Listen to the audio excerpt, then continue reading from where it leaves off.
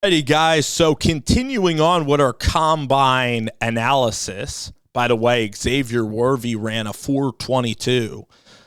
The wide receivers just keep getting better and better at the college level, and the running backs continue to slide down in terms of their value because if you're in high school, they're going to try to make you'd rather be a 5'9" slot receiver than, be a running back, the way that, wide receiver shelf life is more, and they want it to be a passing league and for injuries and all of these things that factor in, guys. But anyway, and anyhow, let's talk about it. So, second part of the combine, we had Michael Penix Jr. and we had Spencer Rattler. So I'll talk about Michael Penix. Michael Penix, this is somebody that is an older quarterback, a little injury prone. Michael Penix Jr. is the most underrated quarterback in this entire draft cycle. I mean, people are looking for a reason, to not draft Michael Penix. They're just saying he doesn't move outside of the pocket that well. They're saying he's older, he's injury prone, he was carried by great wide receivers and a great scheme. He doesn't throw in the hashes well. Michael Penix Jr. is a deadly accurate quarterback. Michael Penix Jr., from a throwing standpoint, is right up there. He's not Caleb Williams, but he's in most drafts, he'd be the best quarterback throwing the ball that there is. He is mobile. He is, somewhat mobile. I mean, he used to be a very mobile quarterback before the injuries, and now he still is mobile. He's big. He's 6'4", big hands, and a big, wide-bodied guy. I mean, he's a big quarterback, and he rips it to all part of the field. He's got a magnetic personality, great leader, picks up offenses brilliantly. I mean, that Ryan Grubb scheme is really hard to get down, and in the biggest moments, he shines in the biggest games. So he has talent. He has all the arm talent in the world, can make every throw, can really just throw fastball heaters. Michael Penix Jr. can be a damn star in this league. Michael Penix Jr. is probably going to be a star in this league. Really, if it were up to me, looking at the quarterbacks, Jaden Daniels, Drake May, and Michael Penix Jr., I'm taking Michael Penix Jr. over those other quarterbacks. I am. I'm comfortable taking a top 5 pick on Michael Penix. I'm comfortable taking him even at the 8th overall pick if you're the Atlanta Falcons, because you can go play action fake. And with Michael Penix Jr., he's going to spray the ball all over the field. He's going to make your wide receivers that much better. You're going to hit explosive passing plays with Michael Penix Jr., and I like Tua. I love Tua's personality. I root for Tua, but I am a little worried about the injuries and the arm strength. And because Michael Penix just has a bigger arm than Tua, and Michael Penix can just do it at a higher level. So I could see Miami getting Michael Penix. I could see, that national championship game, Michigan was able to come in with a really good blitz package, and it wasn't a great moment, but the games before against Oregon, against Texas, the guy was lights out all year. He should have won the Heisman. And his arm strength is just a lot better than Jaden Daniels. I mean, Jaden Daniels has to lob the ball up and his receivers run under it, or Penix can just drive it to all levels of the field. So Michael is a total stud. I think that people are really, really overthinking this one. And trying to nitpick here and trying to find holes in the guy's game. Where he goes, he's going to be very, very efficient. He should play immediately. And yeah, you should let Michael again figure it out. Maybe he'll put the ball in harm's way a little bit, throw a couple of interceptions to start out, because that's what he did a little bit in college. But over time, you're still talking about a quarterback that's in his, that's 24 years old, that probably has like 10 years of really good ball in him. And you should go out there and find that quarterback, and he can take your team.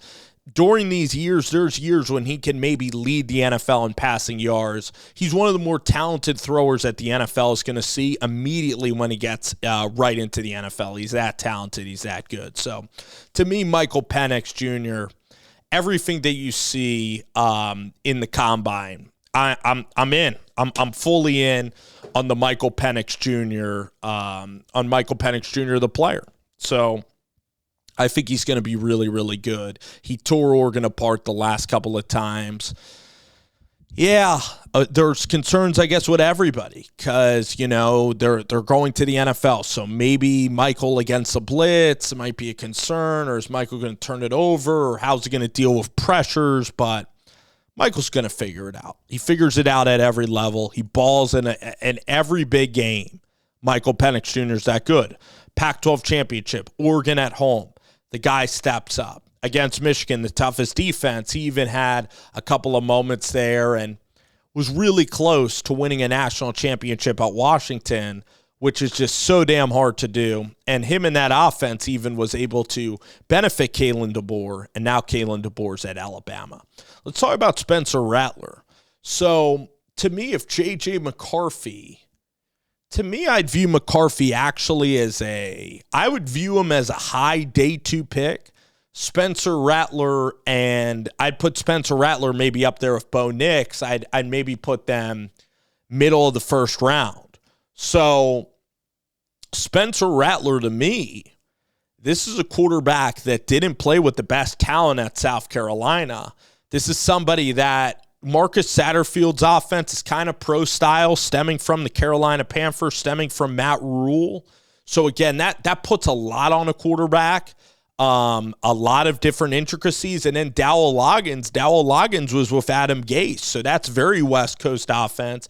That takes a lot of prep and a lot of mental processing, and Spencer Rattler has processed at a high level in the Dowell Loggins offense. At home at South Carolina, he put up big numbers against Florida. He's put up big numbers in these games. Now, I know that the team went, 6-6, but Spencer Rattler also beat Clemson. He beat Tennessee, his junior season here. Spencer Rattler, to me, is a very mature kid. This is somebody, he's a mature person, not even a kid anymore. He's a mature person. This is somebody that, got filmed at 18 years old as the number 1 player in the country. And yeah, in that show at times it looked like he had a big ego. But again, we're judging a 17-year-old kid. And then at Oklahoma, Spencer Rattler was just completely treated by fans and by media all around the country because of that show. He was really targeted by social media. And it was a really hard time for him.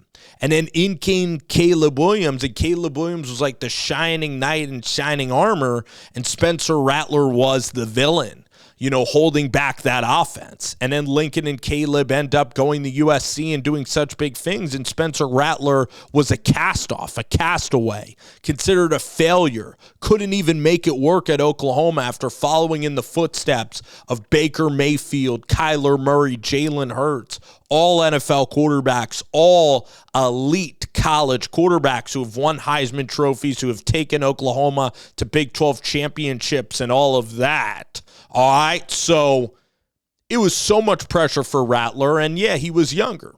So, and Caleb Williams is like a freak talent. But then Spencer Rattler went to South Carolina. Everybody would say, you're getting Spencer Rattler. He's a problem. He's a problem kid. He's a problem, a spoiled kid. That's what they all say about him, which is complete horse crap. Spencer Rattler is a great, great guy. The locker room loves Spencer Rattler. Shane Beamer swears by Spencer Rattler. South Carolina fans know Spencer Rattler's there. And guess what? This year, I think it was Juice Wells, ended up leaving South Carolina to go to, Ole Miss. Also, Jaheim Bell, tight end at South Carolina, really, really good, left to go to Florida State. Spencer Rattler didn't bail. Spencer Rattler stayed at South Carolina. Austin Stogner went back to Oklahoma. Spencer Rattler could have bailed. South Carolina's losing all of this talent. They have a really bad offensive line. If Spencer Rattler's not mentally strong, he would have caved after Oklahoma and never came back. And then Spencer Rattler, if he were really a grass is greener complainer, a spoiled kid, he would have trashed his offensive line, which was brutally poor. Or Spencer Rattler would have then left South Carolina and went to the best possible spot. He didn't. He stayed. He learned a very complicated Dowell Loggins offense. Okay, a really good offensive coordinator actually for the college game.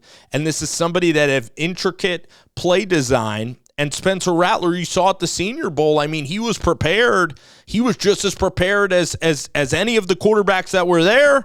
And Spencer Rattler had the best week at the Senior Bowl.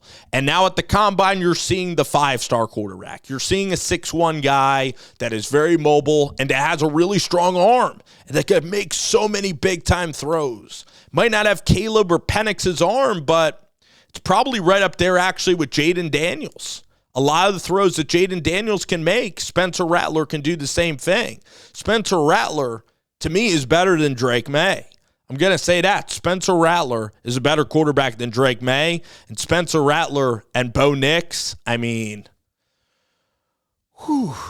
that's a tough call. I think that those guys are really, really similar at quarterback. So I think that Rattler can be even better. I think that Rattler, if he goes late first, that isn't crazy. I believe Spencer Rattler's comfortably going in the second round of this draft. I believe Spencer Rattler will go in the second round of the draft, like even late, early, whatever. Spencer Rattler's ascension through this process has been great. He didn't play with the best talent at South Carolina. He's going to be playing with better talent at the NFL level. He bounced back from adversity. He's played a lot of quarterback. He has a strong arm. This is somebody that's been in the limelight since they were young. He's going to know how to handle the pro game. And he's special. Spencer Rattler has that confidence. He has that Kobe, Mamba mentality.